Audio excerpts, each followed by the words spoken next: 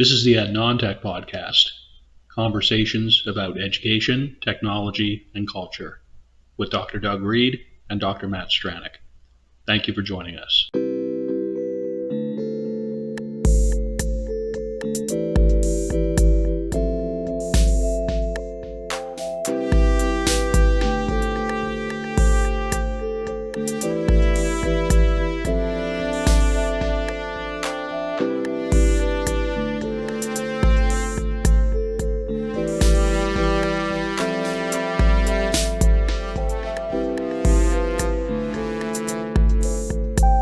My name is Dr. Doug Reed, and I am located on Abagway, the traditional and unceded territory of the Mi'kmaq people.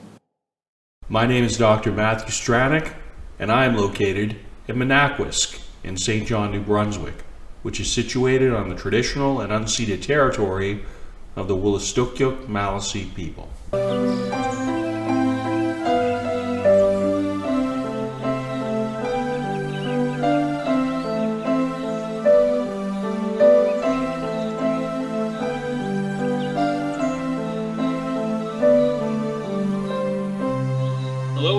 Welcome to the latest edition of the Ed Non-Tech Show. We're joined as ever, myself, Matt Stranick, and Dr. Doug Reed, inestimably. We're on about something that's rather different from our last regular episode. I'm kind of curious about it. It's going to be interesting to me, I dare say, because full disclosure, folks, I'm only experiencing the notes for the first time right now. So that'll be interesting for all of us, especially me. How's it going, Doug? It's going pretty well. It's going pretty well. How are you doing these days? 506 Consulting is really stoked to announce, I have to put this out there, to go into my musical realm just a bit. I'm now in the music promotion business, Doug, if you didn't know. Yeah, there's this really great band of musicians. They're kind of on a mini hiatus right now, and they're called Fuckhawk. They're originally based out of Toronto, it features one of my many maritime crew people, Matt Gay, who's kind of a scene legend, like a punk scene legend, from really when he hit Fredericton back in, I want to say, the late 90s, early aughts. And the music scene in Atlantic Canada, if you follow guitar-based music whatsoever, has not been the same. And that's not even hyperbolic. So in terms of the musical representation stepping up, I just kind of figured Matt Gay and Fuckhawk are underutilized musical assets. And so in the interests of raising appropriate talent to an appropriate level to the full extent that I'm able to with my minuscule middle-aged man teacher platform. Long live Fuckhawk. Speaking as Matt Gay and Fuckhawk's official artistic representation vis-a-vis 506 Consulting Limited. There, the promotion is out of the way. So, Doug, I repeat, you're doing well. I'm glad to hear this, pal. And if you want to, what are we even talking about today for the show? That was a nice segue into what we're going to talk about today. Fantastic. I want to talk about professional teaching practice and where we came from. Because have you ever been stuck like in a bin and it's like you created the walls yourself and you're stuck in the room and I've been looking at professional practice and looking at other people's practice and it's like, why am I creating these walls? How did these walls get created? Because they're only in my mind, but they are solid. So watching you bust out of your walls, like with this whole, okay, I saw some of your social media posts about Matt Gay, did not know who he was, right? Like if he doesn't play a Celtic fiddle, I probably don't know. Change. The world needs more Matt Gay. It's funny because I sort of expected like we were just going to do, to speak to the point, since you talked about my client under representation, I am going to say that really it was just going to be like, the music series interview, such as we're doing kind of over here. And I just figured, okay, who do I know who's done some cool things? Literally just reaching out kind of semi-randomly. Matt Gay is one of my best friends. He's one of like literally, and just outside of all this, he's one of the top 5 people as a friend that I've ever had. And I haven't been in touch with him nearly enough lately. So he keeps a very like low, almost non-existent social media profile too. And, you know, I respect that, of course. But when he got back to me so quickly about, yeah, that'd be fun. Let's just drink some beer and kind of have a talk about what he's been up to. And I really thought that was just going to be it. But then I sort of peeled back, you know, a little bit of what he's doing. And to my mind, there is a very legit artistic enterprise going on there in his accumulated work. And, you know, I'm talking to, you know, people who are into heavy music, you know, kind of a lot as my thing, part of it. And I can't see any of it that outstrips in any way just the really nasty Southern rock, Motorhead, Ramones, Nashville Pussy, fucking heavy guitar rock that is done by people who have no other intention whatsoever than to rock out in the moment. And to that extent, I got to pay that respect. And so I was quite, you know, taken enough to kind of like, okay, I'm adding this to the semi-legit consulting. Whether he wants to or not, he hasn't disagreed. He hasn't told me no. So here we go. Matt Gay is my client, and I will be fielding all and any queries for artistic representation or services. So there, Doug. That's more of a promo than I meant to do, but you gave me the opportunity. So there. Yeah. And I don't mean just that. When I'm talking about knocking down these walls of that we've created in our head or whatever bin we've happened to been slotted into, like, yeah. I look at what you've done with the EdTech conversation or EdNon-Tech conversations, right? Where you're reaching out and you're finding these people, and I wish I had more time. Highly creative people. Yeah. Highly creative people. That's what my interest is. Just creativity that manifests. And I think that there's just something that we can all learn from that. And so hence, you know, kind of fitting into the purpose of this show as, again, a semi-legit educational venture, just in and of the content, right? To say nothing of the comments, we have new rounds of comments coming in from new cohort of TRU students. I haven't answered that nearly to the extent. I've replied to about 4 of them. So, you know, part of my, out of about 25 or 30 new comments within the past couple of weeks. So part of my deal, this, you know, I was going to say this weekend, but folks, as a self-employed individual, I guess the weekend doesn't really matter in terms of barriers per se.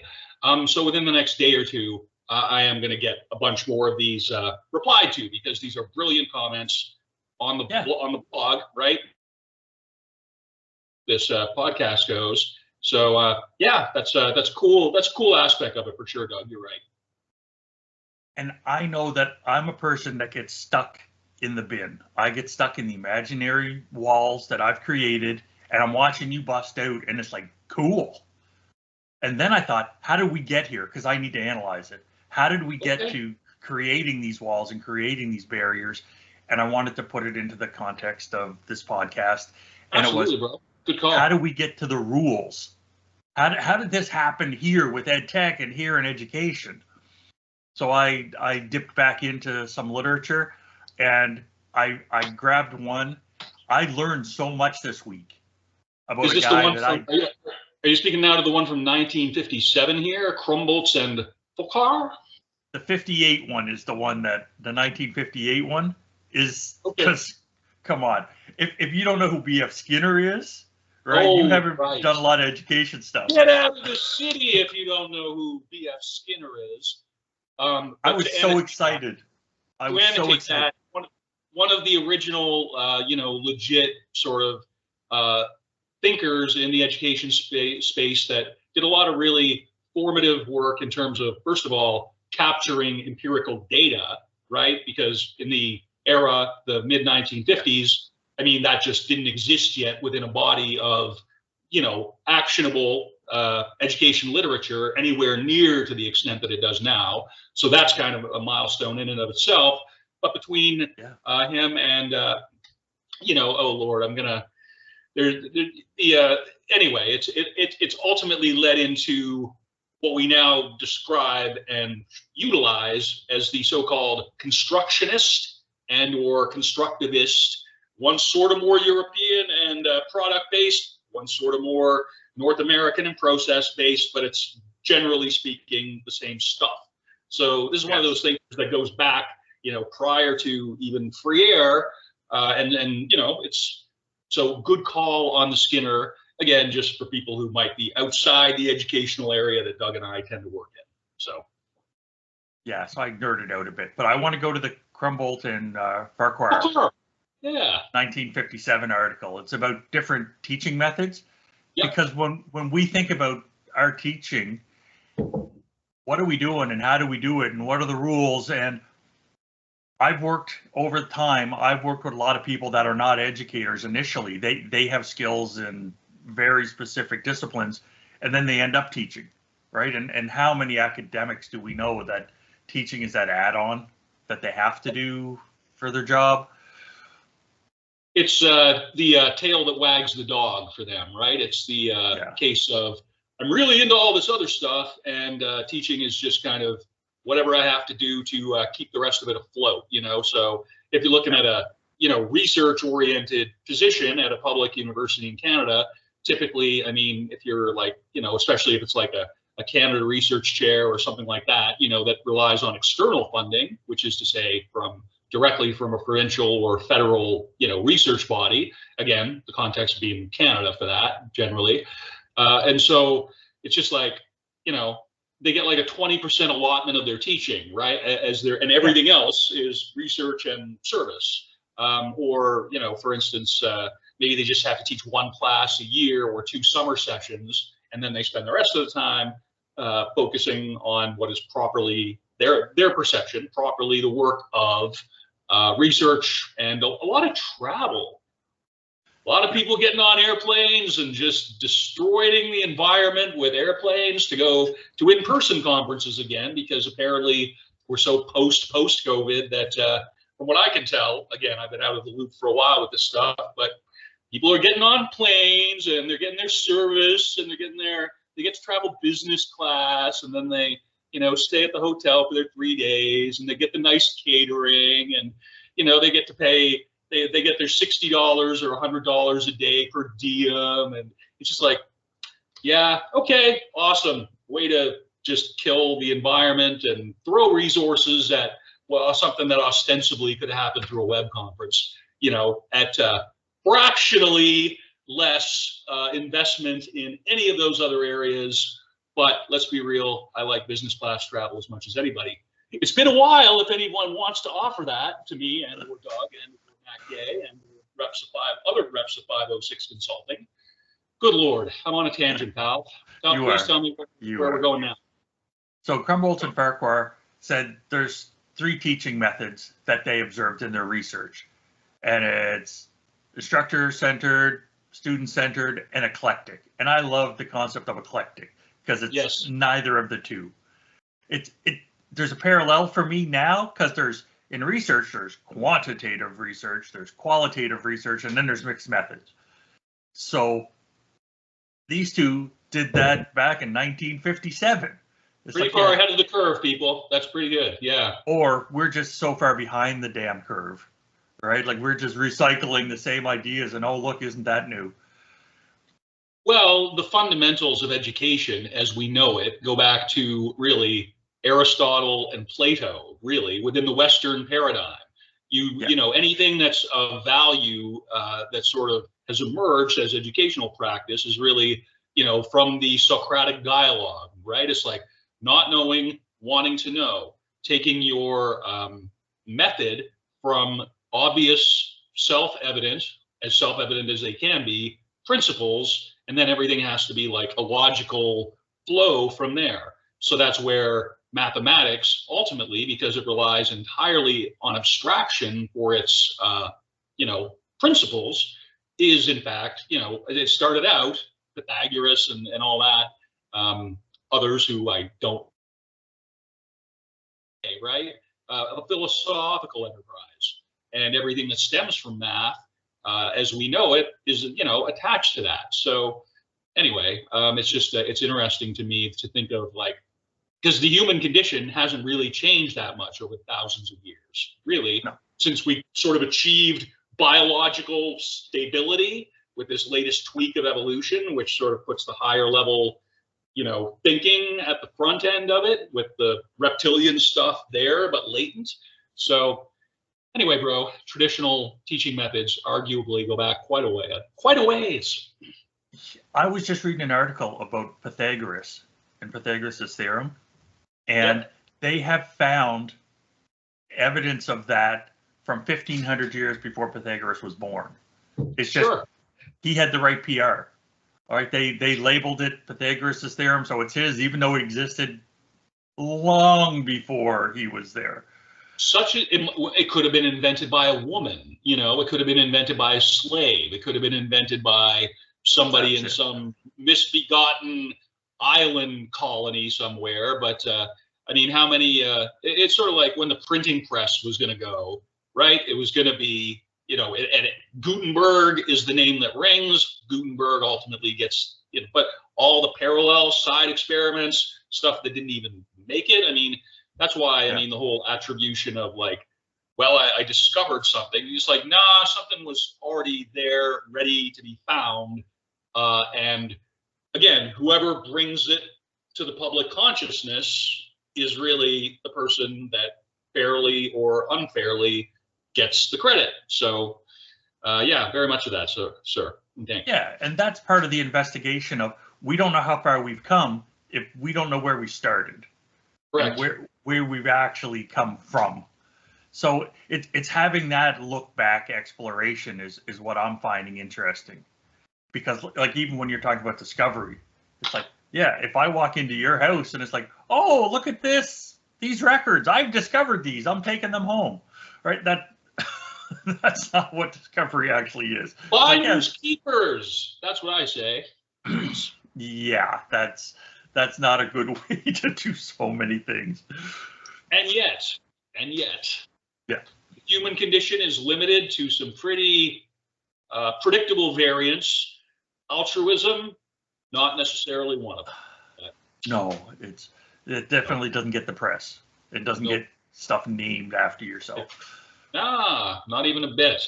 So in that instance, sir, are we ready to move on to our next reference as part of this legit academic estate? Skinner FTW is what we mean. Yes, sirree. Tell us about what we got with this one, sir. Okay, there's two different components to this one. This is called Teaching Machines from Experimental Study of Learning Comes Devices. And because we're the Ed Non-Tech, and they said learning machine, perfect. Let's throw that sucker in. Wow, that invites a lot of really bizarre and not necessarily helpful H5P interactions when I start thinking about what that could entail. Some of them involving the band Fuckhawk, actually. H5P rendering a Fuckhawk. Wow, not helpful, but still, it's the Ed Non-Tech show. So, and that's what creativity is, right? Precisely. We go down different avenues, and whatever works. And if it doesn't work, it's like, okay, we learned. Didn't work this time, maybe next time. And one thing Skinner's talking about, the first thing Skinner's talking about, he says, in every field, people find efficiencies. They just do, right? I am inherently lazy. I will find the efficient way to do something. I fall in every ditch, but I don't fall in the same ditch twice, right? Like it's that kind of way. And has education really become efficient? Where's the labor saving? Where's the investment of capital and equipment to make it easier, to make it more efficient so that we can get to where we're trying to get to? And he talking about, we can't just build more buildings, right? We can't put more desks in. That's not what efficiency is. It's about how do we make the teachers better teachers to get to where we need to? How do we find the efficiency in teaching? And I really, really enjoyed that. Awesome. Because we're still doing that. Very much so. But the problem with Skinner is, one of the problems with Skinner is when I did my BED and even my master's and stuff, oh, no, Skinner didn't have it right. Oh, no, he was a behaviorist. Skinner's this and that. We've moved past his ideas. And so people really aren't digging in with his ideas. To speak to that point, I think you're quite right. I was thinking of the behaviorist rep as you were kind of talking.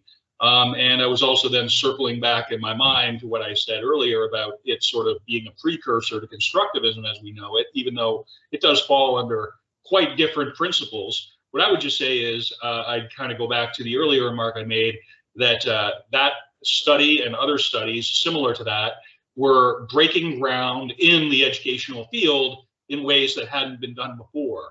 So whether you're saying that he operated from like a sort of flawed philosophical base, it isn't really the point, because he was doing something in the absence of other people doing something in that area. And then it invites you to look at the position and go, okay, this is something I don't agree with. What would it look like if I were to sort of take the good parts of this, or, you know, and then change it or recontextualize it? And so it invites, you know, evolution, variation, right, from among, Yes. you know, a rough kind of seed that's been kind of jammed in the soil vis-a-vis Skinner. So Yeah, I'm with you. It's hindsight's 2020. It's I mentioned it in another podcast ages ago about the fractal random walk of ants. oh my Right. God, you did. I remember that. Yes, so it's ants don't know where the food is. Ants don't know where they're trying to get, but ants are looking for something, and the way they pattern their search helps them find it. And then once they find it, bang, they're there. And it's the opposite of whales. Whales already know where the food is. Right? Whales know where the food is. They're not doing anything random and fractal. They're headed to the food. And that's the difference. Like he didn't have the good press now because he was doing the fractal random walk to try to figure it out. And like every time you hear press about B.F. Skinner, right? How much positive stuff are you hearing? It's like, oh, we got that wrong. Oh, we got that wrong. Man, if somebody walked around following me, the amount of stuff I get wrong, because I'm exploring. That's what research is. That's what creating new is that. I got 99 things wrong. 99. I'm trying to make a JZ metaphor. Anyway, 99 things wrong, one thing right. 50 years later, we see the one thing that he got right. And do you know what? All those other things were of the same cloth, and one thing caught on. I mean, you can't control how a public is going to respond to anything. I mean, right. It's like, you know, that stoic notion, right? As for meditations and Mark Aurelius and everything, it's like you do everything within your control. You acknowledge what is outside of your control as being outside of your control. So it's like Van Gogh. I mean, what the hell? Yeah. That guy had a miserable life.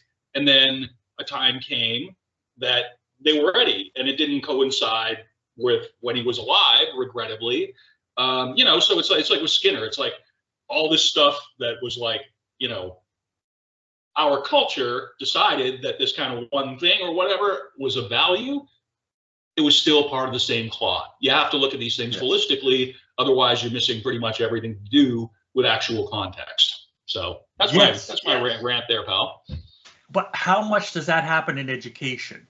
Never, not nearly enough. And that's why I'm doing the look back, because good call. I set the imaginary walls up, and sure. And I listened to an article. There was a guy, Matt Damon, the actor, yes. And he made a comment about working with other people, and the comment was about, don't judge me by my bad ideas, judge me by my great ideas. There you go. Right? It's like, let's take the good ones and run with it, and the bad ones, hey, they're bad. Okay, didn't work, move on. Right. And when we come to our professional practices, whatever they happen to be, are we doing that, or are we like, nope, this is the way it is. This is how we move forward because this is how we've always moved forward. This is the way things are done. And that drives me bonkers. But well, and I think that speaks to our ongoing support of teaching centers, because a lot of our audience and a lot of what the show is about really kind of resides in the post-secondary world. And so, I mean, teaching centers have really only kind of taken off as a movement. I mean, I know that there have been isolated, significant experiments since the 60s, but I mean, you know, the movement coupled a lot with the notion of, for instance, SOTL, Scholarship of Teaching and Learning Literature, yep. Notions of like action research, wherein, for people who are perhaps in limited term appointments and whatever, can still do classroom research and hopefully get a paper or something out of it to further their careers. All of this, is only really, that I can tell, has really come about since mid 1990s, late 90s, early aughts, in terms of having established teaching centers with these practices, with these spots where you can kind of, go for help in a teaching approach or whatnot. And so I think if we're talking about the history of the field, we're talking pretty recent innovations here. We're talking like within one worker's lifetime, really. It's not even within one full generational shift from the field of education since that kind of stuff started taking off. Yeah. So, and that's why I think the investigation's important, because look at how much things have changed. But look at how much things haven't changed as well, right? Like, it's the dichotomy of those two different things. Very much. Now, one thing that I really didn't know before, I went down a rabbit hole with these notes, because I read Skinner's article, and then he's talking about Sidney Pressey from the 1920s and designing learning machines. And this was new to me. And I like to read. And later in the notes, if people go to the website, the analogue-trope.ca/podcast, there's a picture of one of Pressey's learning machines. Oh boy. And so that is the earliest example of what I think people would really consider ed tech, right? Because I think it's chalk and slate. I think it's pencil and paper. That's what I think.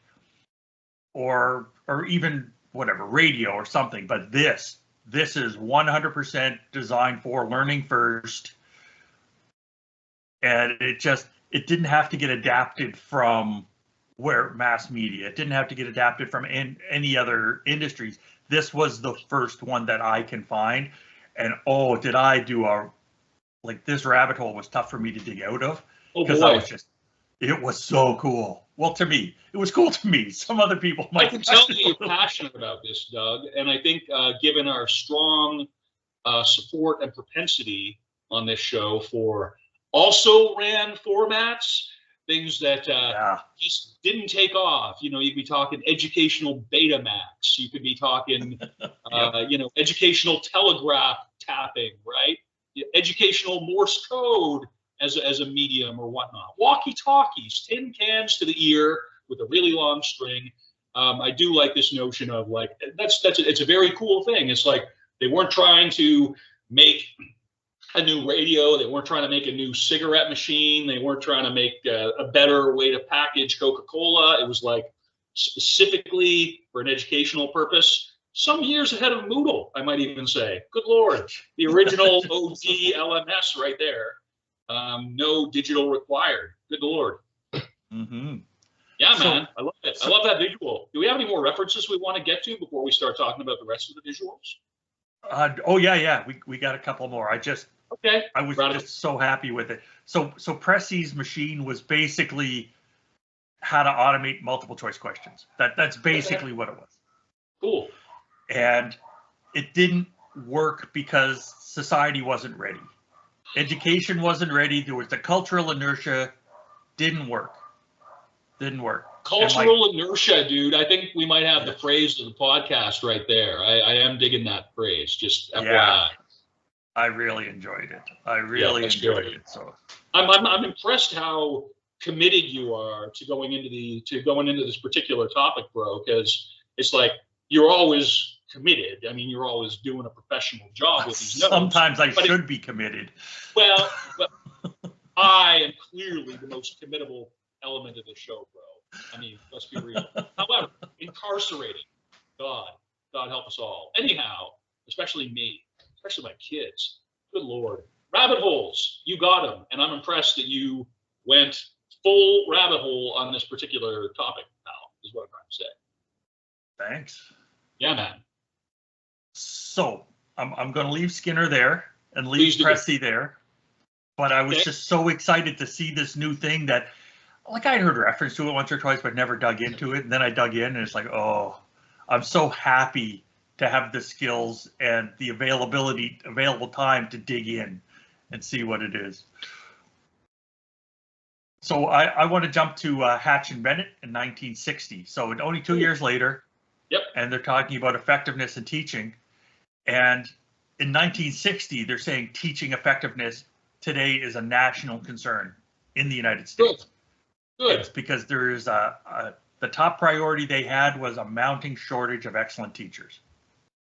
Because they don't pay teachers shit for money in the United States. I'm sorry, my American colleagues, but this is one major difference between the Canadian and the American context. If you are a K-12 teacher and you have a teacher's license and you put in like more than 5 years as a regular teacher, which somewhere in Canada, under a, provincially funded K-12 education system, you will be making, somewhere in the neighborhood of 70 to 100 grand a year, depending on what you bring to the situation, which is, enough in this country to have a pretty okay middle-class standard of life, pretty much anywhere in Canada outside Toronto or Vancouver, arguably.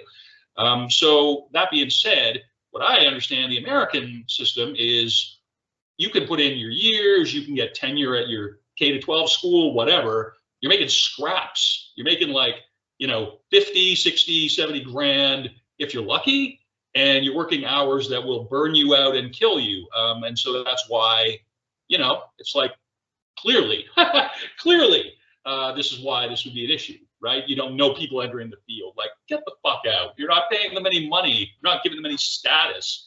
They can go to Norway, learn Norwegian, and get paid like a fucking medical doctor for the amount of less effort than it would take to do. And anyway, bro, I'm just, you know it and I know it, but the people listening to the show maybe don't. So right. Okay. So the second half of the Hatch and Bennett article that I really liked is they start talking about preparation. Yep. So the instructional design component that is now across most of post-secondary. It's like teaching a large class through television is more demanding than teaching a small class. We both have experience developing material for online and distance learning. Yep. And you can't just walk into a classroom and wing it and just manage that stuff, or do page 82. So again, for the inexperienced or less experienced, I mean, I'm sitting here, I'm wearing a punk rock t-shirt. I post a video hyping my friend's band, Buck Hawk. I mean, I do a lot of these kind of I don't call them questionable, but if you're looking at it from the outside, you go, this guy kind of takes a kind of ad hoc approach to his presentation on social media. But the reason I can do that, and the reason I can walk into a classroom in person and sort of be conversational and kind of open things up, is because I've been doing this for so long in so many different ways.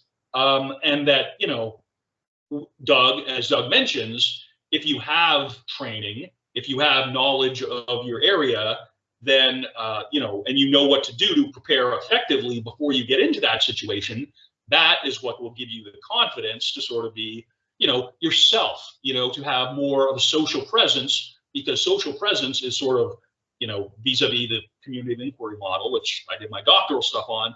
It's sort of like, it's what leads the charge in terms of being able to bring in community engagement. And then as the basis for that, you can then build into your cognitive domain, and you can bring into your teaching domain. But, you got to have a reasonable level of comfort in the room before that can even happen. So whether your room is in person or virtually or what, Doug and I both have significant experience in this area. So, I mean, again, just folks, I'm more than just a rambunctious Instagram.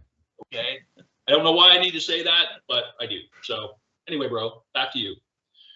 No problem. So with the investigation into why we do what we do, yep. Right?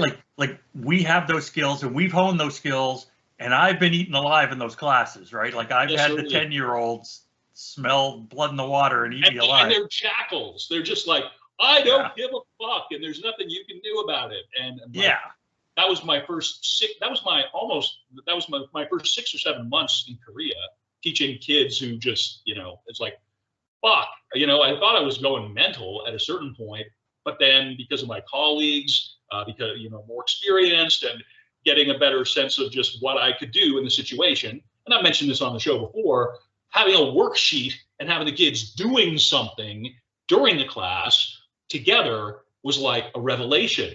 It went from being eaten fucking alive to having a structured activity just because the worksheet itself provided a structure. Like, okay, dudes, we're going to take 5 minutes. You're going to draw the picture. You're going to come up with a topic. Then we're going to share about it. Then, this kid who's got an English name, even though they're Korean for the purposes of this class, you're going to, write, you're going to write your sentence, and then we're going to, talk about it. And it was like, but you can't do the social stuff unless you got the material preparation in place. That was my major insight. And that's what I think you're speaking to there, pal. That's a lot of what I'm speaking to.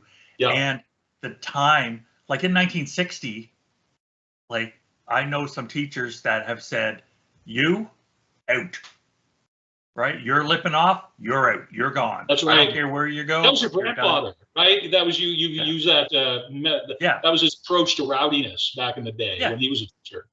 Because Doug's grandfather was a teacher, and Doug's dad was a teacher, and Doug is a teacher. So he's the third in a line of teachers in his family, folks. This is not trivial stuff. This is like, there's like families of firefighters, there's family of, military people.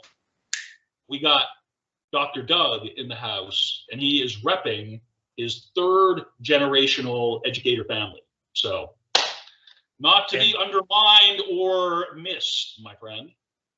And my mom was a teacher. You're goddamn right your mom was a teacher. I have aunt and uncles that were teachers. So yeah, I was born into this, but imagine going to post-secondary and not having the skills we have, not having the experiences with that. What's the easiest thing to do? The easiest thing to do is lecture and talk at people, right? Yeah, and then it's their fault, and then it's their problem if they don't understand what the fuck you're talking about. Exactly. So that's like part that's of your problem. That's a you problem, not a me problem. Even though I'm the one doing the talking up here. Yeah, right. I know. So it's all of this. So as I was digging into why is this happening? It's like, oh yeah, okay, that's why. That's why. Right. And the next one is Lanyard, or Laidlaw and Lanyard, 1947, and this is because we talked to Tony Bates that you set up. So thank you again for setting that up. Wasn't that fun? Didn't you enjoy that, Doug? I was so glad you were able to be there, man, because that was amazing. So thank you for being part of that, bro. That was one of the highlights of my year. For sure, me too. Half over. Hands down. Other than I was going to say other than with Matt Gay, but this is where I'm going to take the opportunity to differentiate the podcast. And I'm going to say Tony Bates has for sure been a highlight for sure of these interviews on the education side. And then on the music side, I'm repping my man, Matt Gay. I'm repping him as his official artistic representation. That's how it's going over there. Definitely my favorite interview so far. And also repping the Fuck Hawk. Long live Fuck Hawk. Anyway, bro, sorry. Just had to throw in the promo. It's been a while. You're mute. You're mute.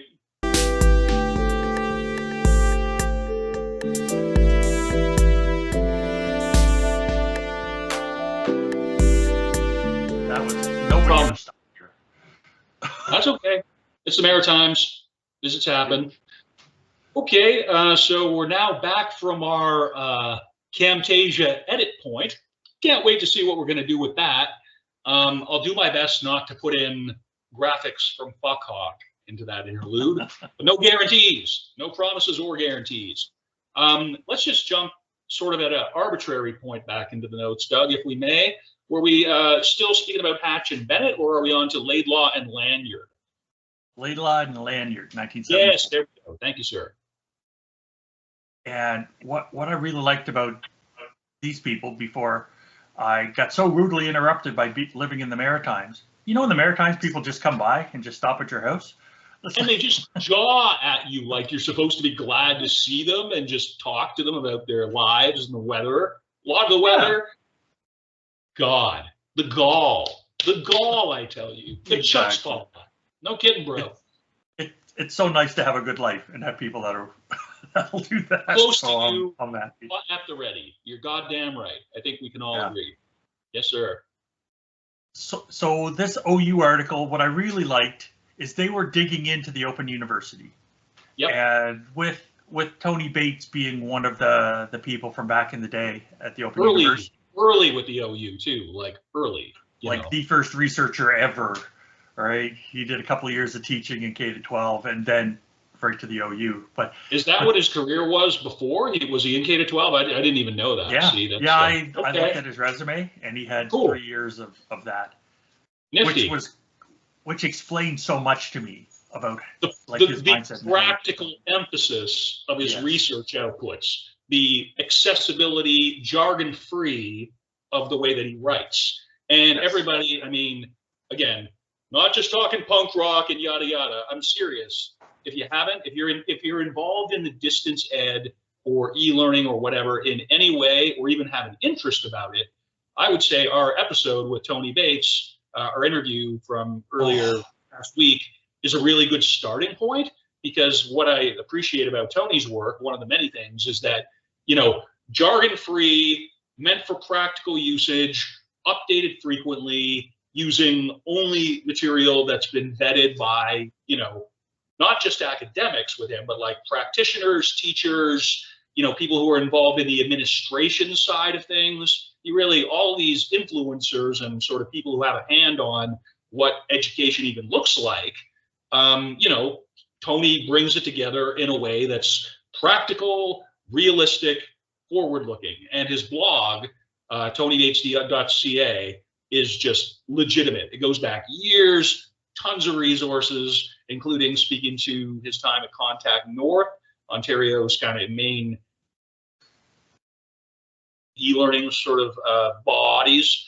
It's absolutely stellar in every way. And I think, as you say, Doug, a good 2 or 3 years as a classroom teacher in K-12 really is formative. I mean, I still refer to my B.Ed training, decades later at this point, almost, as just being so important, even though I haven't done almost any K-12 teaching since I got it, right? If any. So anyway, man, totally appreciate where you're going with that one.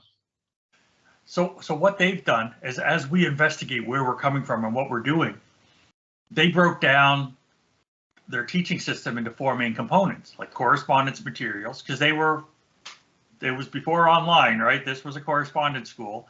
They did TV and radio broadcasts as well, and they had that tied into the BBC. So it was educational programming that the BBC was putting out. It was some face-to-face teaching. And then the 4th thing was home experimental kits and student computing services.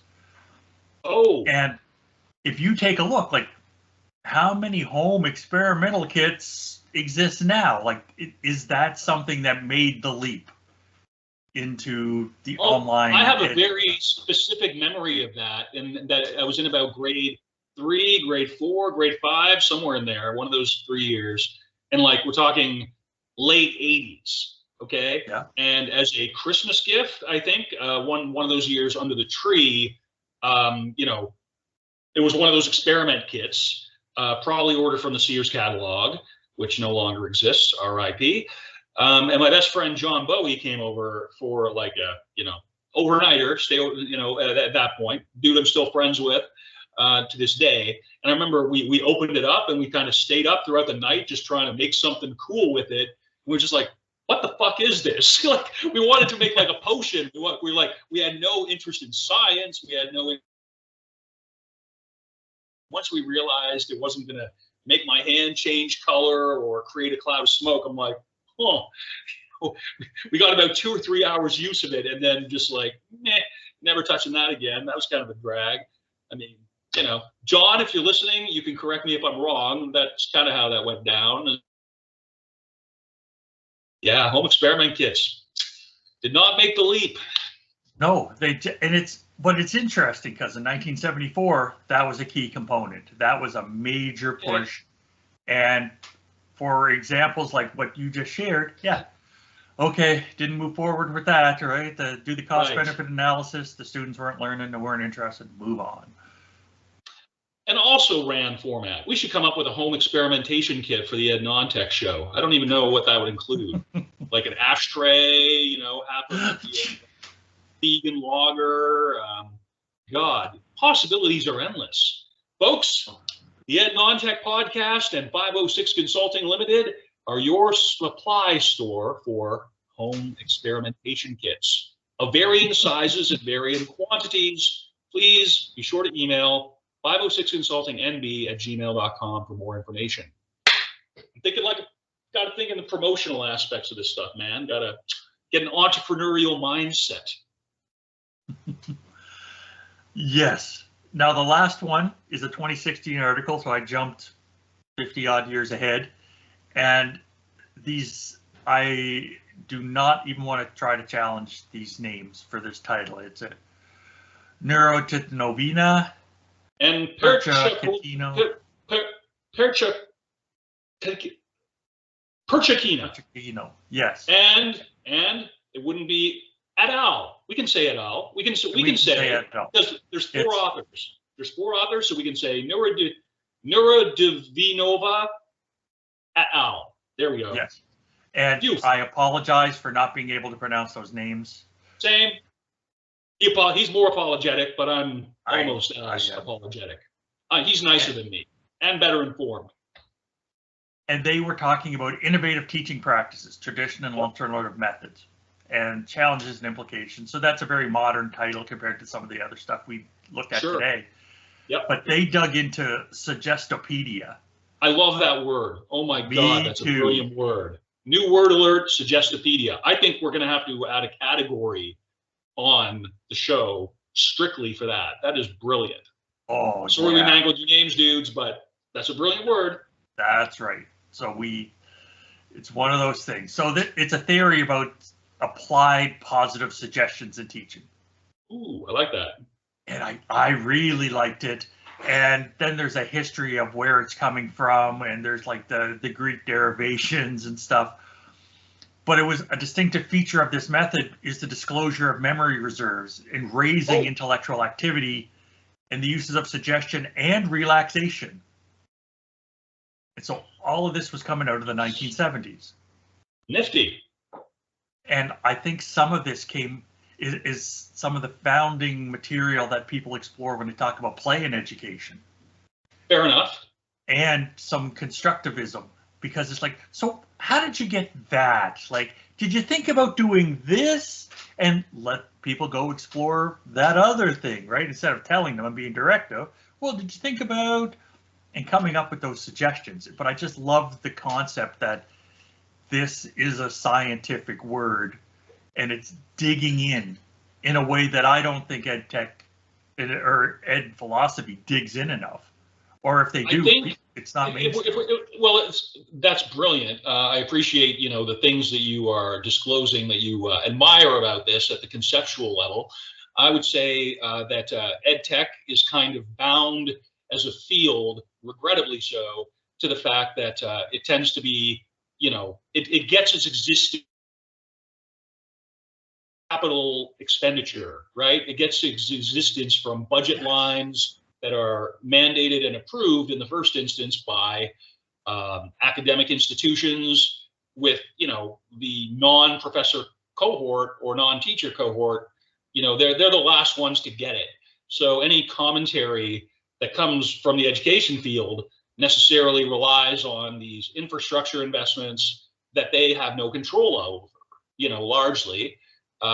So to that effect, it can't be, a field which deals with primary instances, which some people could say is sort of a deficiency to it.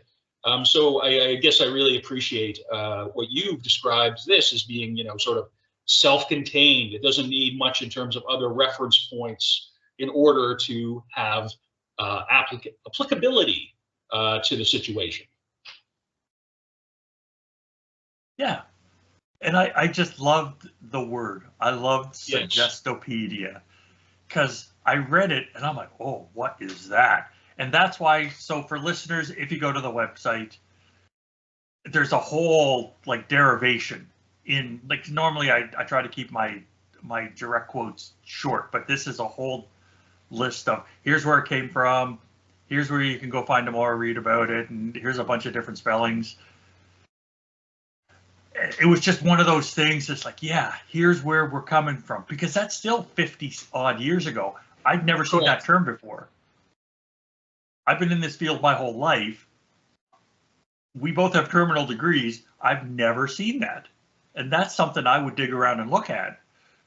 Well, again, it's kind of one of the cool things about attaching yourself to an intellectual endeavor over the longer term. I mean, no matter how much you think you know, there's always something cool about it. And, you know, I would use the analogy of like a lifelong sports fan who's, you know, always trying to find ways to find efficiencies in their game. Or, you know, for me, somebody who's like a lifelong fan of punk and alternative music. I mean, I get thrilled when I find, you know, some obscure release that only came out on, you know, limited run, you know, didn't get any recognition in its day. They only put out one EP or whatever.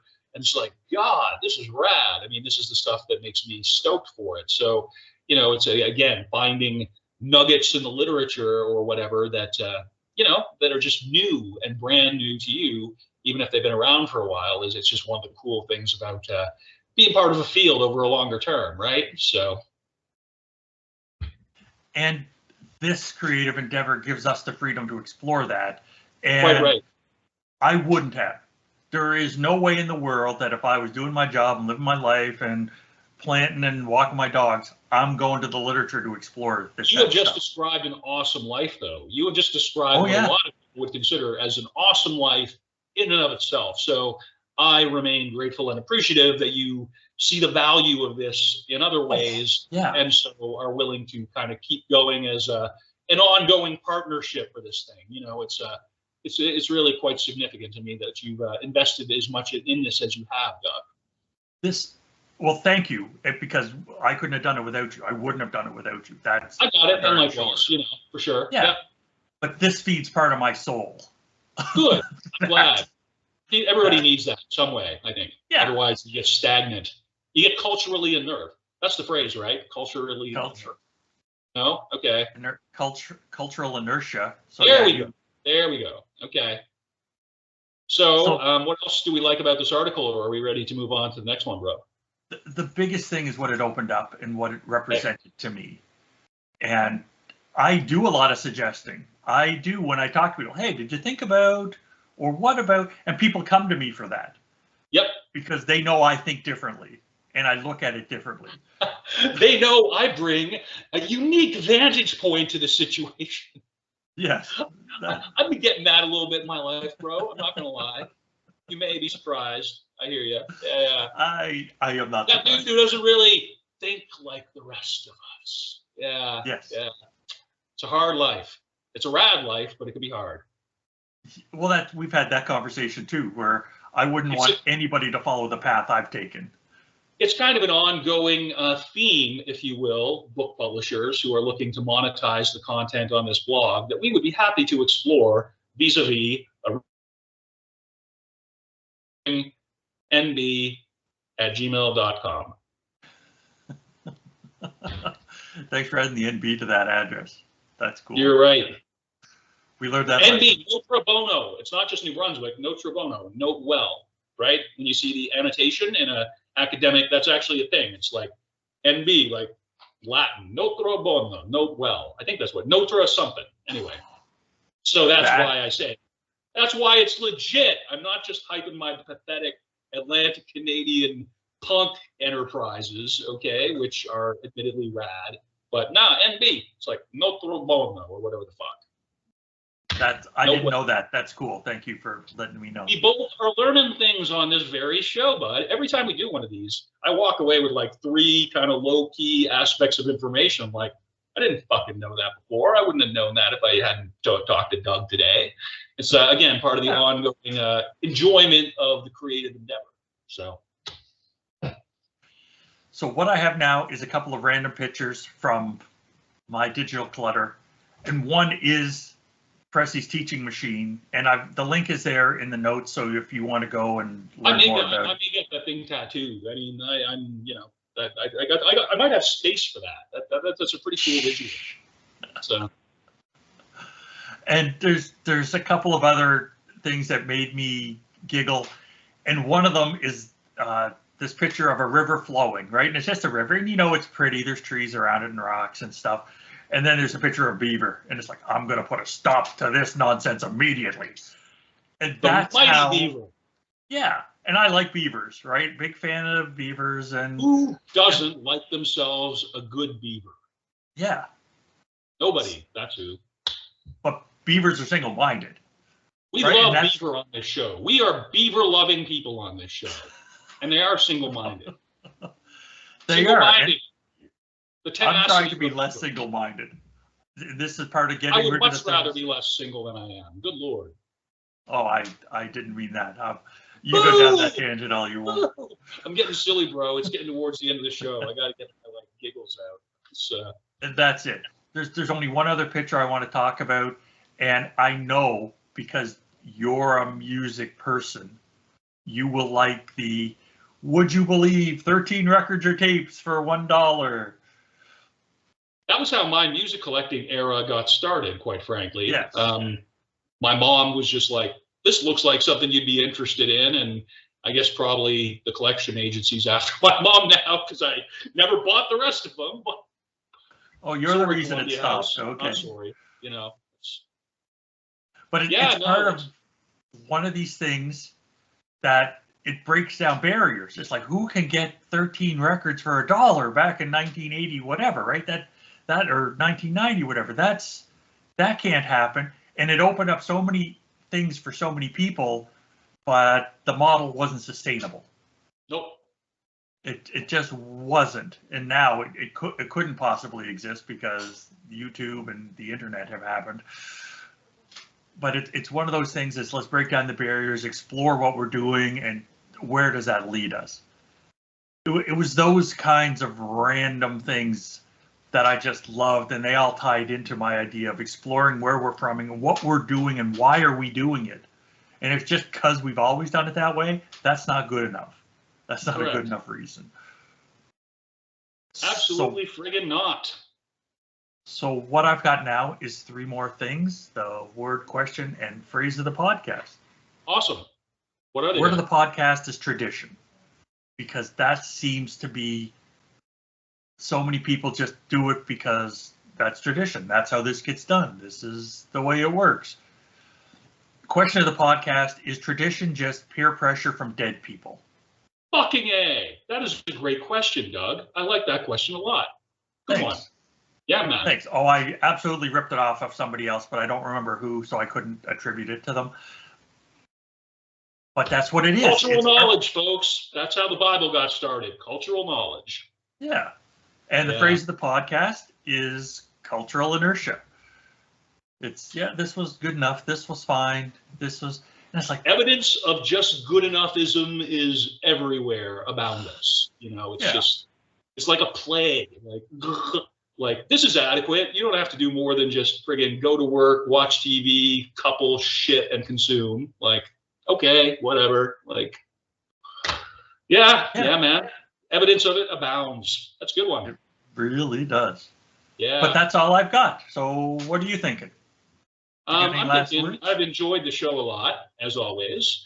I'm already I've already figured out the song that we're going to use for this, which is a punk track by a Florida-based band that I really like called Ship Thieves.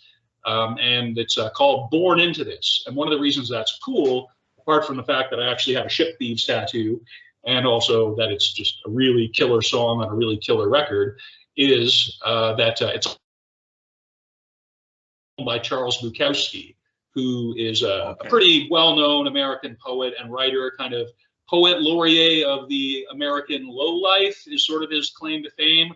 Highly prolific, didn't get published or recognized his writing career until his late 40s, and just, kind of known as being a rampant, unapologetic alcoholic, and writing about it in pretty graphic, plain-spoken terms, but in the tradition of other plain-spoken American stylists, such as William Carlos Williams, of Patterson, and sort of, the American vernacular. Medical doctor from New Jersey, it's got sort of the similar grain to it, if you will, as Bukowski has in his sort of Los Angeles flop house, some 50, 60 years later. I know both the eras, and I can speak to both the eras, and I think it's of the same cloth. So, I'm just sort of thinking forward now to what the production element of this show is going to look like, because that's going to be fun, putting that together, and also how it relates a bit to the last conversation that I had, which you have to check out, Doug, as well as anybody else, with Stephen Downes, major researcher in the e-learning space for decades, works for the government of Canada, doing some very important research, travels all over the place, speaking, keynote, and participating in just completely innovative, dynamic approaches. He's one of the founding people of connectivism, one of the major thinkers of connectivism. He was sort of associated with the MOOCs, the open education movement, some years back. And he's really, his latest thing that he disclosed to me, Doug, that I didn't know, which I think he was really coming out on our show, which you'll see later today, in favor of open educational resources, OER, which, cool. I mean, you and me are just totally stoked on OER throughout the beginning of the show. So to hear him say that was really like, I am legitimately impressed. So I guess, Doug, thanks for the opportunity to kind of close things out with what's on my mind. That's kind of the thrust of the remainder of my Sunday and Monday. Let's put it that way. Right on. And I'm disappointed I didn't get to talk to Stephen Downes, but it's just the way it's totally rad. We have some more cool guests, I have to say, coming up as early as next week for the education show. So I'll be sure to loop you in where is possible, Doug. Okay? Fantastic. Radical. Well, I've enjoyed this. I'm ready to end the recording. If Doug is ready for the recording to be ended, it's been a virtual and veritable slice. Take care, everybody, and bye for now. Bye-bye.